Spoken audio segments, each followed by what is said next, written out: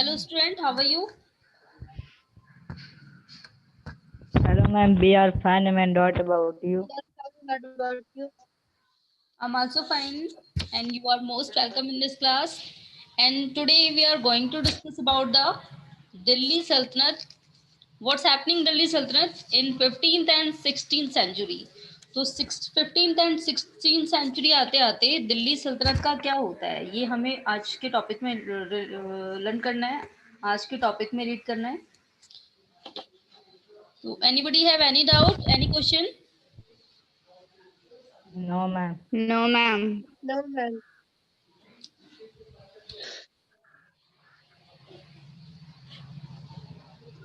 Okay बेटा, फिर हमें आज का ये टॉपिक पढ़ना है द दिल्ली सल्तनत in the 15th and 16th century. जो दिल्ली सल्तनत है वो 15th एंड 16th सेंचुरी में कैसी रहती है. दैट मीन्स कि क्या दिल्ली सल्तनत का एंड हो जाता है एंड इसका आखिरी एम्परर, इसका जो लास्ट रूलर है वो कौन है. तो हमने लास्ट क्लास में डिस्कस किया था कि बहुत बार मंगोल अटैक हो रहे थे दिल्ली सल्तनत के टाइम पे. तो हमने यहाँ पर दो रूलर्स के बारे में स्टडी किया था, दोनों रूलर्स के पर्सपेक्टिव से कि उन दोनों ने किस अकॉर्डिंग तैयारियां की थी. अलाउद्दीन खिलजी एंड मोहम्मद तुगलक दोनों के बारे में हमने डिस्कस किया था. एंड साथ ही हमने ये भी डिस्कस किया था कि जो अलाउद्दीन खिलजी थे ये सक्सेसफुल रहे हाँ, थे. वॉइस बज रहा है. Ma'am voice clear.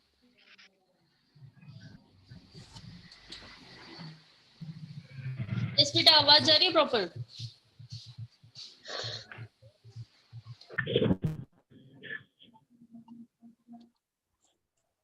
ओके, तो लास्ट क्लास में हम सभी ने क्या डिस्कस किया था कि अलाउद्दीन खिलजी और मोहम्मद तुगलक दोनों ने कैसे मंगोल अटैक का सामना किया था. तो यहाँ पर हमने देखा था कि मोहम्मद तुगलक जो है वो स्टार्टिंग में इन्होंने हरा दिया था मंगोल्स को, लेकिन इनके अंदर जो कॉन्फिडेंट था वो और कॉन्फिडेंट में कन्वर्ट हो गया और दैट इज व्हाई ये क्या किया, फिर ये हार गए उनसे, ये उनका सामना नहीं कर पाए. लेकिन ऐसा नहीं है कि मंगोल इन्हें हरा करके इनके एरिया में उन्होंने शासन करना स्टार्ट कर दिया था. मंगोल को ये लोग रोक नहीं पाए थे. दैट मीन्स कि मंगोल जो हैं वो इनसे जीत गए थे, लेकिन फिर भी जो मोहम्मद तुगलक का जो एडमिनिस्ट्रेशन था वो ऐसा नहीं था कि ये बिल्कुल ही हार गए और यहाँ पर मंगोल ने आकर के यहाँ पर बस गए. तो मोहम्मद तुगलक के टाइम पे क्या हुआ था, ये फिलहाल उनका सामना नहीं कर पाए, हार गए. लेकिन जो मंगोल्स हैं कुछ ही टाइम बाद इन्होंने दोबारा फिर से मंगोल पे अटैक किया था. और उस टाइम क्या हुआ था, मोहम्मद तुगलक ने जब ये दोबारा लड़ाई छेड़ी थी तब फिर से ये मंगोलों को इन्होंने हरा दिया था. चलिए अब हमें ये पढ़ना है कि दिल्ली सल्तनत का 15th एंड 16th सेंचुरी में क्या होता है. क्या ये अभी भी टिकी रहती है, कौन से ऐसे रूलर्स आते हैं जो इसे बनाए रखते हैं, या फिर कौन सा ऐसा रूलर था जिसने इसे किसी और को दे दिया, किसी और को हैंड ओवर कर दिया. चलिए तो अभी हम in this list of Muhammad Tughlaq's failures, we sometimes forget that for the first time in the history of Sultanate, Delhi Sultan planned a campaign to capture Mongol territory. तो हम सभी मोहम्मद तुगलक के, जब हमने लास्ट में ये पढ़ लिया कि मोहम्मद तुगलक फेल हो गया था, तो इसका मतलब ये नहीं है कि हम उसके इतनी बड़ी अचीवमेंट को भूल जाएं, क्योंकि वही पहला ऐसा रूलर था जिसने मंगोल टेरिटरी को कैप्चर कर उसे हरा दिया था लगभग. वही दिल्ली सल्तनत का वो पहला ऐसा आवाज कट रही है. यस, तो ये पहला ऐसा रूलर था Mohammad Tughlaq. For first time in history of Delhi Sultanat, a Delhi sultan planned a campaign to capture Mongol territory. तो ये पहला ऐसा रूलर था. आवाज कट रही है. एक मिनट फिर से. चलिए तो अभी हम सबने क्या पढ़ा था कि मोहम्मद तुगलक के बारे में हमने एंड में पढ़ा कि वो फेल हो गए थे. तो यानी कि वो फेल हो गए थे यही सोच करके हमें उनकी इतनी बड़ी अचीवमेंट नहीं भूल जानी है. वो पहला ऐसा एम्परर था जिन्होंने ऐसा अभियान तैयार किया था मंगोल टेरिटरी को, मंगोलों के आतंक को कैप्चर करने का, और वो फाइनली इसमें सक्सेसफुल भी रहे थे. ये तो बात की बात है कि वो बाद में उनका जो प्लान है, जो उनकी कुछ इस टाइप मतलब कहीं कहीं पर तो उनके लक ने साथ नहीं दिया, और कहीं उनकी इस टाइप की जो उन्होंने जो प्लान किया था, जो टैक्सेस लगाए थे, वो फेल हो गए। Unlike Alauddin's defensive measure, Muhammad Tughlaq's measure were conceived as a part of military offensive against of Mongols. तो अगर हम अलाउद्दीन खिलजी एंड मोहम्मद तुगलक की दोनों के मिलिट्री ऑफेंसिव का कंपैरिजन करें, तो यहाँ पर मोहम्मद तुगलक जो है वो ज्यादा बेटर था, क्योंकि उसके टाइम पे मिलिट्री ऐसी थी जिसने मंगोल की सेना को हरा दिया था। लेकिन फिर भी ये हम पढ़ ही चुके हैं कि ये क्यों फेल हो गए थे। Yes, ma'am. चलिए, तो अब आज का टॉपिक स्टार्ट करना है हमें कि द सल्तनत in 15th and 16th century, that means कि दिल्ली सल्तनत का अब क्या होता है 15th एंड 16th सेंचुरी में। अभी हम लोग पढ़ चुके हैं जितना ऑल ओवर, अभी हमने देखा ही है कि दिल्ली सल्तनत में जितने भी रूलर्स आए वो अपने आप को स्टैब्लिश करने की कोशिश कर रहे थे। तो अब क्या होता है मोहम्मद तुगलक के बाद। Take a look at a table 1 again. You will notice that after the Tughlaq, the Sayyid and Lodi dynasty ruled from Delhi and Agra until 1526. तो अभी अगर हम फर्स्ट पेज चेक करें, अब फर्स्ट पेज में हमें दिया ही था फिलहाल कि जो दिल्ली सल्तनत है अभी ये खत्म नहीं हुई है। भले ही मोहम्मद तुगलक मंगोलों से हार गए थे, लेकिन इसके बाद भी दूसरा ऐसा रूलर आता है जो दिल्ली सल्तनत को बनाए रखता है। यस, ये हमें स्टार्टिंग में दिया हुआ था, ये रहा। तो तुगलक डायनेस्टी के बाद, इनके बाद फिरोज शाह तुगलक भी थे, एंड उसके बाद नई डायनेस्टी आ जाती है। तुगलक डायनेस्टी के बाद आती है सैयद डायनेस्टी, एंड लास्ट में लोधी डायनेस्टी। तो अभी दिल्ली सल्तनत के दो डायनेस्टी इसके बाद आती हैं। फिलहाल ये दोनों ज्यादा पॉपुलर नहीं रहे, इसलिए इनके बारे में हमें ज्यादा Yes, ma'am. डिटेल नहीं दी गई है। तो तुगलक के बाद अभी दिल्ली सल्तनत एंड नहीं हुई है, यानी कि फाइनली अभी मंगोल नहीं आए हैं। अब आती है सैयद डायनेस्टी एंड उसके बाद लोधी डायनेस्टी। तो अब इन दो, मतलब इन दोनों के जो रूलर थे वो, इनमें क्या क्वालिटी थी, ये लोग सक्सेसफुल क्यों नहीं रहे, ये भी हमें इस टॉपिक में डिस्कस करना है। Okay, Yes, ma'am. Yes, ma'am. you will notice that after the Tughlaq, the Sayyid and Lodi dynasty ruled from Delhi and Agra until 1526. तो अभी हमने देखा ये कि तुगलक डायनेस्टी के बाद दिल्ली एंड आगरा के जो इलाके थे वहां पर सैयद एंड लोधी डायनेस्टी आ जाती है, और वो कब तक रूल करती है 1526 तक। By then Jaunpur, Bengal, Malwa, Gujarat, Rajasthan and the entire South India had independent rulers who established flourishing state and prosperous capitals. अब अगर हम दिल्ली एंड आगरा को छोड़ दें, क्योंकि दिल्ली और आगरा यही दोनों ऐसे एरिया थे जहां पर दिल्ली सल्तनत अभी तक बनी हुई थी। इंडिया के जो बाकी पार्ट थे, यानी कि मालवा, गुजरात, राजस्थान, जौनपुर, बंगाल, और यानी कि पूरे साउथ इंडिया का पार्ट, वहां पर अभी भी अलग अलग इंडिपेंडेंट रूलर्स थे, अलग अलग शासक थे हर एरिया के, जो अपना शासन स्टैब्लिश कर रहे थे, अपना शासन और क्या कर रहे थे, उसे फ्लोरिश कर रहे थे, फैला रहे थे इधर उधर, एंड प्रोस्पेरस कैपिटल, और अपनी राजधानी को समृद्ध बना रहे थे।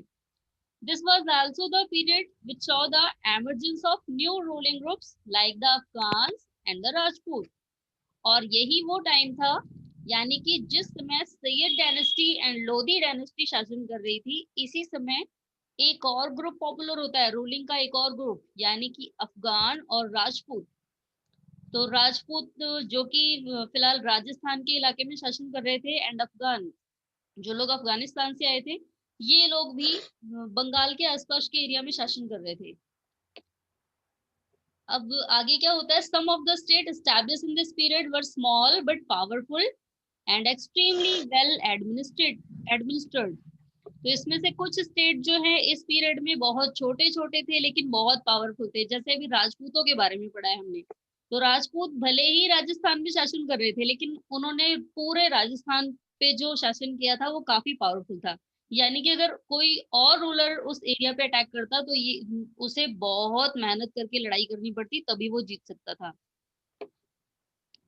अब आगे देखिए अब क्या होता है फिर। शेरशाह सूर, जिसे शेरशाह सूरी भी कहा जाता है, 1540-1545 started his career as the manager of a small territory for his uncle in Bihar and eventually challenged and defeated the Mughal Emperor Humayun. तो बेटा यहाँ से ही एक इंटरेस्टिंग पॉइंट स्टार्ट होता है, क्योंकि जो शेरशाह सूरी हैं ये आपको पता है पहले मंगोल जीत करके हमारे इंडिया में आ जाते हैं, और उन मंगोलों का पहले चंगेज खान थे। फिलहाल चंगेज खान ने केवल जीत हासिल की थी, शासन नहीं किया हमारे एरिया पे एक भी साल या एक भी महीने, कुछ भी टाइम के लिए शासन नहीं किया। तो जो उसके फॉलोअर्स थे या फिर जो उसके वंशज कहे जा सकते हैं, जो उसके वंशज थे, जिसमें फर्स्ट नाम आता है बाबर, जो कि अकबर के ग्रैंडफादर हैं। सुना है Yes, आप ma'am. सभी ने नाम? Yes, ma'am. Yes, ma'am. Yes, ma'am. Yes, ma'am. Babar को सभी जानते हैं? Yes, Yes, ma'am. ma'am. तो बेटा, दिल्ली सल्तनत के बाद आपको पता है शेरशाह सूरी के पहले दिल्ली सल्तनत एंड हो चुकी है। अब यहाँ पर बाबर आ जाते हैं चंगेज खान के बाद, और बाबर ने लगभग बहुत सारे एरिया को जीत लिया था। लेकिन जब उनका वंशज आता है, यानी कि उनका बेटा हुमायूं, यानी कि अकबर के फादर, तो हुमायूं जो थे वो, उन्हें मतलब ज्यादा एक्सपीरियंस नहीं था शासन चलाने का, एडमिनिस्ट्रेट करने का, मतलब ज्यादा कोई एक्सपीरियंस नहीं था। और इसीलिए क्या हुआ कि ये मुगलों के हाथ से फिर से कहाँ चली जाती है, शेरशाह सूरी के हाथ में, यानी कि बाबर के बाद शेरशाह सूरी राजा बनता है यहाँ पर। तो यानी कि शेरशाह सूरी भी काफी पावरफुल रहे होंगे, जिन्होंने मुगल अंपायर को हरा दिया, और बाबर ने भी Yes, ma'am. काफी टाइम तक शासन किया था। तो बाबर के बाद नेक्स्ट कौन आया अभी? शेरशाह सूरी। फिलहाल आपको यहाँ पर दिया नहीं है अभी बाबर के बारे में। नेक्स्ट चैप्टर है ना आपका मुगल अंपायर से रिलेटेड, तो उसमें Yes, आपको ma'am. शेरशाह सूरी के बारे में भी पढ़ना है अभी दोबारा। तो इसने अपना करियर स्टार्ट किया है एक छोटी सी टेरिटरी से, एक छोटे से राज्य से, और किसके साथ? जो इसके अंकल का था, Bihar, and eventually challenge and defeated in the Mughal emperor Humayun. तो इसने मुगल एम्परर हुमायूं को हरा दिया। मुगल एम्परर हुमायूं को कब हराया था? 2 बार हराया था। पहले 1530, तो इसने पहले तो 1530 में हराया, और 1530 से 1540 तक 10 साल शासन किया, और उसके बाद फिर दोबारा हराया हुमायूं को 1555 में। इस समय हुमायूं की डेथ हो गई थी 1555 में, तो इस समय वो दोबारा हार गए, और फिर इसने केवल 1 साल शासन किया, यानी कि 1555 से 1556 तक। और ये जो शेरशाह सूरी थे, Sher Shah captured Delhi and establish his own dynasty. तो इसने पूरी दिल्ली को अपने अंडर कर लिया था, और अपनी डायनेस्टी को, अपने वंश को यहाँ पर, दैट मीन्स कि जो भी इसके वंशज आते गए उन्होंने भी इसके शासन को फॉलो किया। अलाउ द सूर dynasty ruled for only 15 years. तो जो सूरी डायनेस्टी थी, फिलहाल इसको हिंदी जहाँ शेरशाह सूर या फिर शेरशाह सूरी दोनों ही नाम है इसके। तो ये जो सूर डायनेस्टी थी, इसने केवल 15 साल तक शासन किया, यानी कि 1540 से 1555 तक। It introduced ad administration that borrowed elements from Alauddin Khilji. अब आपको पता है इसका शासन क्यों चला 15 साल तक, वो भी इसने हुमायूं को क्यों हरा दिया? क्योंकि इसने अपनी एडमिनिस्ट्रेशन में किसकी टेक्निक फॉलो की थी? अलाउद्दीन खिलजी की। जिस तरीके से अलाउद्दीन खिलजी अपने शासन को चलाता था, अपने अंपायर को चलाता था, जो जो टेक्निक्स उसने ली हुई थी, और इसे ये जो शेरशाह सूरी आया, इसने भी वही वाली चीजें फॉलो की और अपने शासन को सेम वैसे ही चलाया। एंड अलाउद्दीन खिलजी अभी भी इतने पॉपुलर ही नहीं है, और ज्यादा पॉपुलर हुए, क्योंकि आगे जो ग्रेट अकबर आए थे ना, ये देखिए आपको दिया भी हुआ है यहाँ पर, Sher Shah administration become the model followed by the great emperor Akbar. तो जो अकबर आए थे, सम्राट अकबर, फिलहाल अकबर तो बहुत ही ज्यादा फेमस हुए थे, तो अकबर के टाइम पे भी यही अलाउद्दीन खिलजी वाला ही मॉडल फिर से फॉलो किया गया। यानी कि अलाउद्दीन खिलजी जो है, मैंने आपको फिलहाल लास्ट क्लास में बताया ही था कि वो बहुत एक्सपीरियंस थे, बहुत ज्यादा एक्सपीरियंस था Yes, ma'am. बताने का। और यही कारण था कि देखिए इनकी टेक्निक को शेरशाह सूरी ने फॉलो किया, जो कि किसी और डायनेस्टी से बिलोंग करता था, और फिर इसी के चीजों को एम्परर अकबर ने भी फॉलो किया। क्योंकि कहते हैं ना, जो अच्छी चीजें होती हैं, भले ही वो हमारा दुश्मन हो, लेकिन उसकी कोई ना कोई अच्छी चीजें हम जरूर अडॉप्ट कर लेते हैं। बस ये है कि शो नहीं करते कि हम तुम्हारा वाला फॉलो कर रहे हैं, उसमें कुछ न्यू चेंज करके वही चीजें फॉलो की जा रही हैं। तो ऐसा ही किया है शेरशाह सूरी ने और अकबर ने। चलिए, तो ये आज जो पढ़ा है, ये टॉपिक समझ आया सभी को? Yes, ma'am. तो यानी कि हमारा दिल्ली सल्तनत का चैप्टर यहीं पर क्लोज होता है। तो दिल्ली सल्तनत का जो चैप्टर पढ़ा है इसमें कितने रूलर्स आए, कौन कौन से रूलर्स जो हैं हम क्यों जानते हैं, वो क्यों फेमस हुए, उन्होंने ऐसा क्या काम किया था, फिलहाल अब हमें सभी पता लग चुका है ना। मैम। Yes, ma'am. अब हमें ये जो इससे नेक्स्ट चैप्टर है उसमें पढ़ना है मुगल अंपायर के बारे में। चलिए, तो ये हमारा थ्योरी तो कंप्लीट हो चुका है। एक ये टॉपिक दिया है आपको, the three orders, the peace of God, knights and the crusades. तो अब ये नाइट की उपाधि दी जाती थी, फिलहाल आपको पता है नाइट की उपाधि अभी नाइट्स की जो ये ओहदा है, ये जो पोजीशन है, ये इंडिपेंडेंट होने के बाद भी दी जाती थी, हमारा जब इंडिया इंडिपेंडेंट हो चुका था उसके बाद भी। तो ये नाइट पोजीशन कौन से लोगों को दी जाती थी।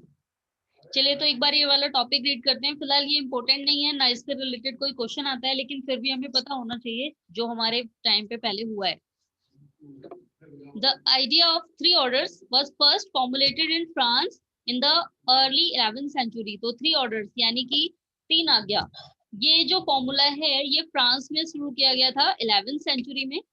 It divide society into three class. और ये थ्री ऑर्डर्स क्यों डिसाइड किए गए थे, यानी कि तीन तरीके की कमांड दी जाएगी पूरे समाज में। तो ऐसा इसलिए किया गया था क्योंकि जो फ्रांस की पूरी सोसाइटी थी, जो फ्रांस में जो पूरे लोग रहते थे, उस पूरी सोसाइटी को थ्री क्लास में डिवाइड कर दिया गया था।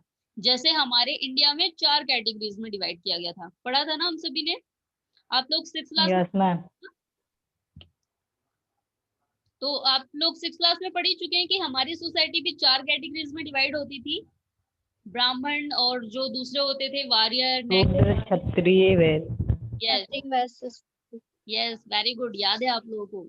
तो ऐसे ही बेटा फ्रांस में तीन कैटेगरीज में डिवाइड किया गया है सोसाइटी को। तो अब कौन कौन से हैं, पहले हैं दोज वो प्रेड, पहले जो प्रार्थना करते हैं, दोज वो फाउट, दूसरे वो जो लड़ने वाले हैं, एंड दोज वो title the land, sorry those वो टेल द लैंड। और एंड तीसरे कौन है, जो टिलिंग करते हैं, यानी कि जमीनों पे खेती करते हैं, उनकी देखरेख करते हैं। तो ये तीन कैटेगरीज डिवाइड की गई थी, यानी कि पहले थे प्रे करने वाले, भगवान की पूजा करने वाले, दूसरे थे लड़ने वाले, यानी कि इसमें वॉरियर आ जाते हैं, एंड लास्ट है वो टिल द लैंड, जो खेतों की देखरेख करते हैं, खेती करते हैं।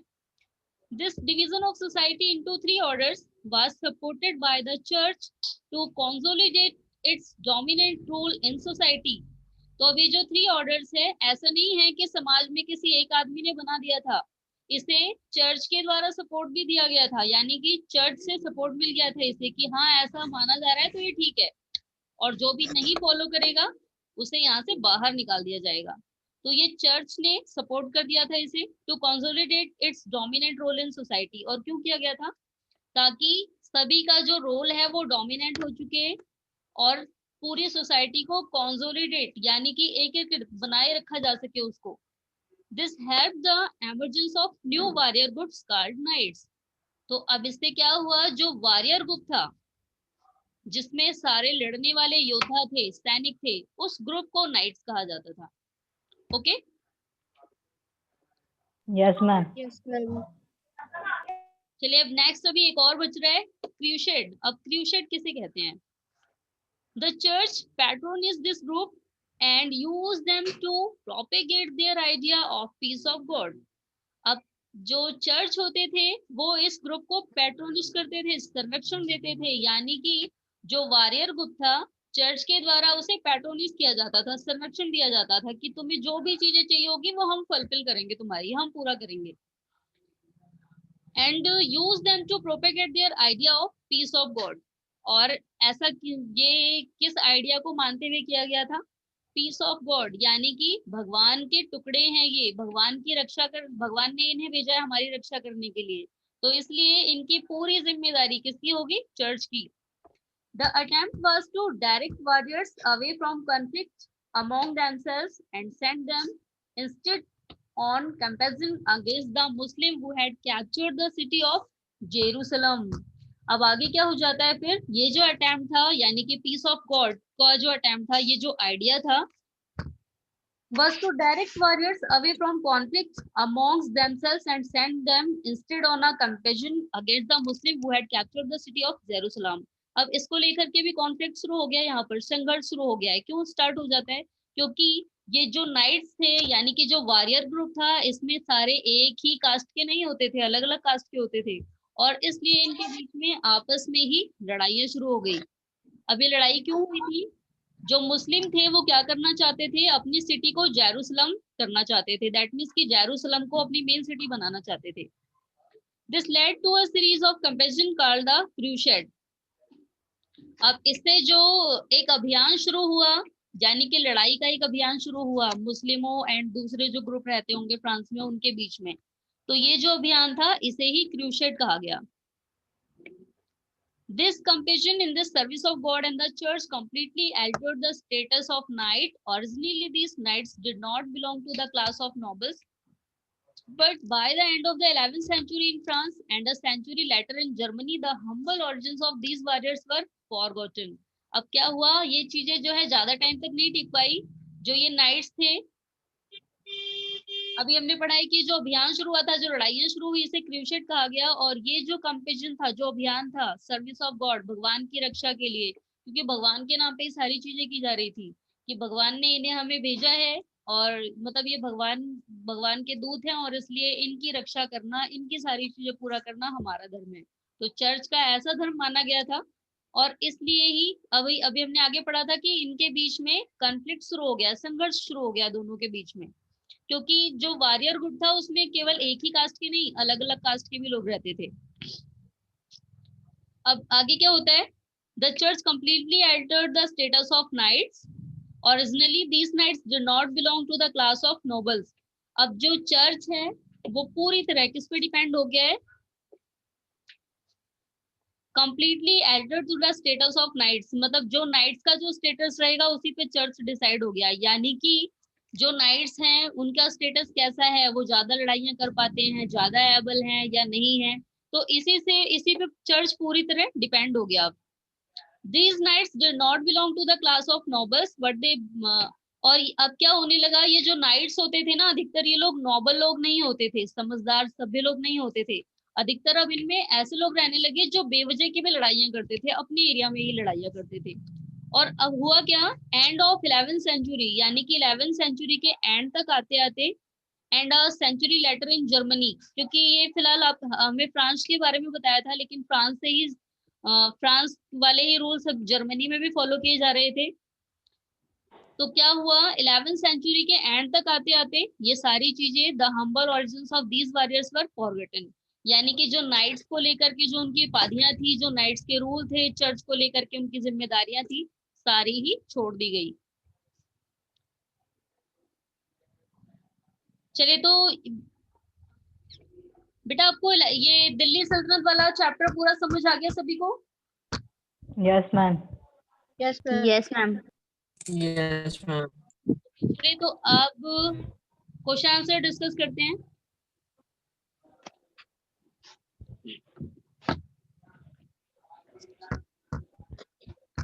बेटा मैंने आप सभी को एक क्वेश्चन दिया था शायद लास्ट टू लास्ट क्लास में, वो was the first ruler of Delhi सल्तनत। Ma'am, Angpal. Angpal. बेटा अंगपाल करेक्ट आंसर नहीं है, ये मोस्टली सभी बच्चों ने अंगपाल लिख के भेजा था, लेकिन अंगपाल जो है वो दिल्ली सल्तनत की डायनेस्टी से नहीं आते हैं। चलिए एक बार अभी फर्स्ट पेज डिस्कस करते हैं।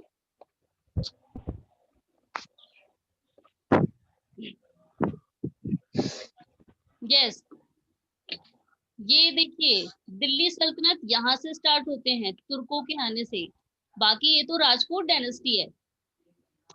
तो इसमें तोमर, अंगपाल एंड पृथ्वीराज चौहान को हरा करके ही तो दिल्ली सल्तनत आई है हमारे इंडिया में। तो दिल्ली सल्तनत का फर्स्ट किंग कौन है? Kutubuddin Aibak. कुतुबुद्दीन ऐबक, और ये आप सभी को याद रखना है। Okay, Yes, ma'am. Yes, ma'am. First ruler है कुतुबुद्दीन ऐबक, एंड जो लास्ट रूलर है वो है बहाउल लोदी। Bahauddin. दिल्ली Yes, सल्तनत ma'am. बहुत ही ज्यादा इम्पोर्टेंट रहा है हमारे इंडिया की हिस्ट्री में, और इसलिए आप फिलहाल मैंने भी आपको बताया ही था कि जो भी आप कोई कॉम्पिटिटिव एग्जाम देते हैं उसमें इस टाइप के क्वेश्चन पूछे जाते हैं। Okay, Yes, ma'am. First and last king याद रखना है। एंड दूसरा अभी जो मैंने इस क्लास में क्वेश्चन दिया था वो सेव द मंगोल अटैक। तो फिलहाल इसका आंसर तो सभी ने राइट लिखा था। अलाउद्दीन खिलजी थे जिन्होंने हमें मंगोलों के अटैक से बचाया था।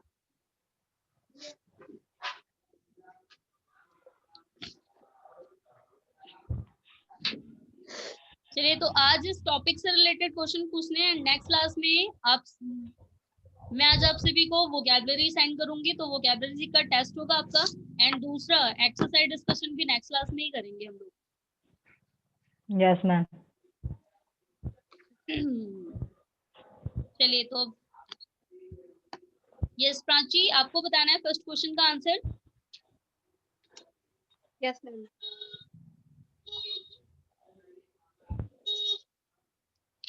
Who was the first ruler of Mughal Empire?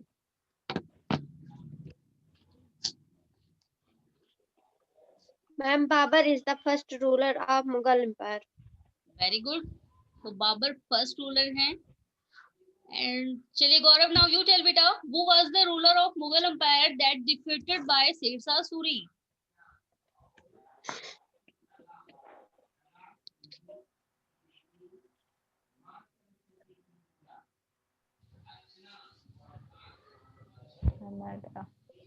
Yes, Abhishek, now you tell. Legend. Ma'am, Humayun was the Mughal emperor who was defeated by the Sher Suri. Very good. तो हुमायूं थे जो शेरशाह सूरी से हार गए थे। Yes, ma'am. नेक्स्ट क्वेश्चन का answer बताना है।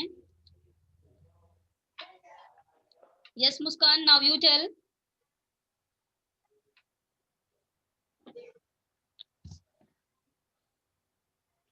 What are the area of Delhi?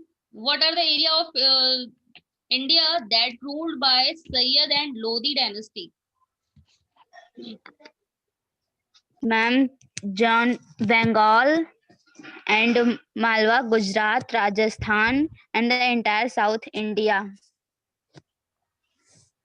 Yes, Abhishek, now you tell. Ma'am, Delhi and Agra was the area where the Lodi and Sayyid dynasty ruled.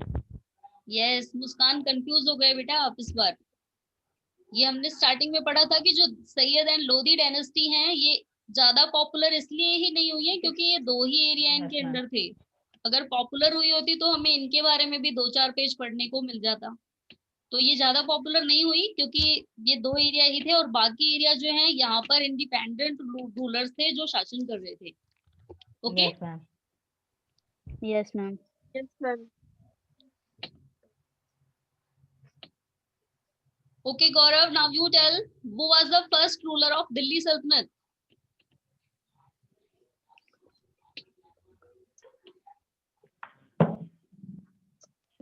Qutbuddin. Qutbuddin Aibak. And एक question और है जो काफी बच्चों ने गलत किया था जब मैंने दिया था।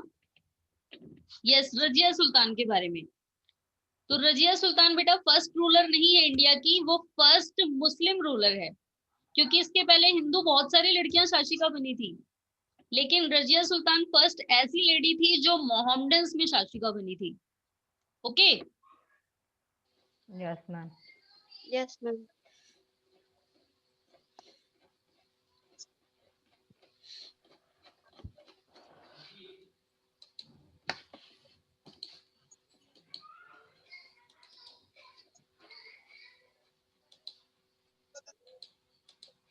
चलिए एक बार एक्सरसाइज देखते हैं क्या दिया हुआ है, बाकी नेक्स्ट क्लास में हम लोग डिस्कस करेंगे क्योंकि आज टाइम ओवर होने वाला है।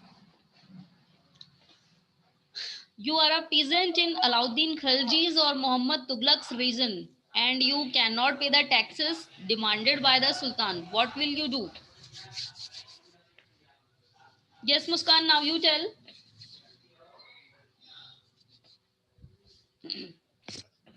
Ma'am, if I am a peasant in Alauddin Khalji's or Muhammad Tughlaq's region, and if I will not able to pay the taxes that is demanded by the Sultan, then I will suggest him that you should not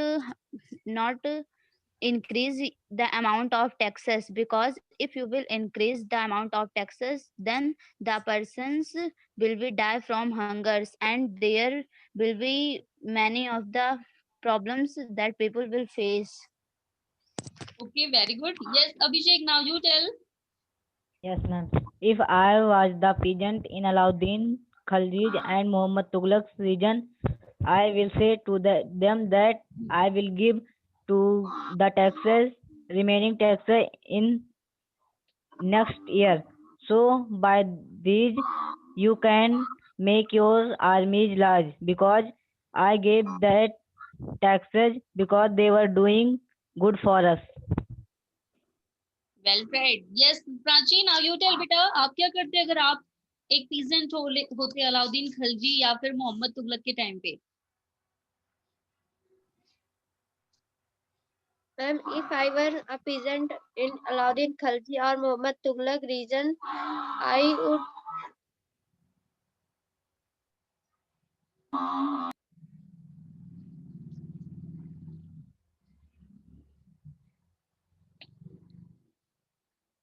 Yes, Gaurav, now you tell.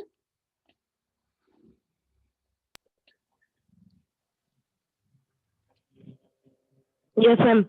If I was the president of Alauddin Khalji or Muhammad Tughlaq region and I cannot pay the tax demanded by the Sultan, I will request him to give the amount of tax in other days. And if I have the amount that the Sultan requested to give, I will pay him. I will okay, चलिए बेटा, तो next class में हम सभी को ये exercise discuss करनी है. फिलहाल इसमें बहुत सारे क्वेश्चन हैं. Yes, और आप ma'am. सभी ना ये चैप्टर पढ़ के आएंगे ताकि हम सभी एक्सरसाइज सॉल्व कर पाए. Okay, Yes, ma'am. And next class में आप सभी का वोकैबुलरी का टेस्ट होगा और Yes, हम ma'am. सभी को ये एक्सरसाइज भी डिस्कस करनी है. ओके बेटा, फिर आज के लिए इतना ही. Good bye everyone. Goodbye, ma'am. Ma'am, goodbye. goodbye. Yes, ma'am.